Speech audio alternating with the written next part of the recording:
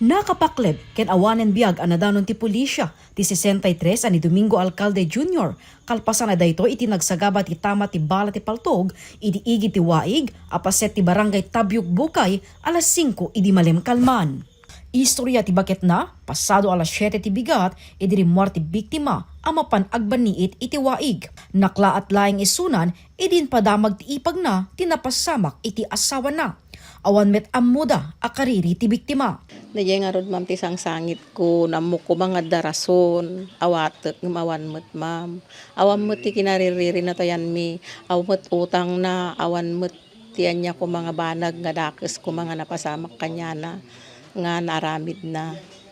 Awan met amuk ma'am. Iti investigasyon ti pulisya, may sa residente ti nakakita ti biktima iti igid ti waig. Napansin ko na ti payong iti nga nakatader kan dati bag dito ni Uncle Nyor nga nakawalang ti rabot tambak datan. Pinukawak tum dadyan ti daya country sa dajay tahana man siya dito tum dati kuno pukak sumungbat. Uncle Nyor, awan na sumungbat ay sos. Madin na to yun, kuha kunak. May kami, ito, ginggana kami lagtahan. Kami pa yun, masidad. Datoy, masidad kami, tinanaw kami, nakita mi nga adatangan nakapalaban, soon.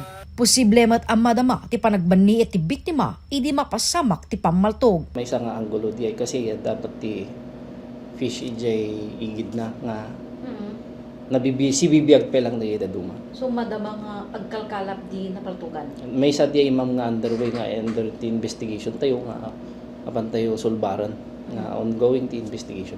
Nagsagaba ti biktima ti tama ti paltog iti ulo ken likod na. Agtutuloy ti naununeg ng investigasyon ti pulisya tapnon maamuan ti kang runaan ang motibo ken pakabigbigan ti sospek. Kinid daw damet ti kooperasyon ti umili.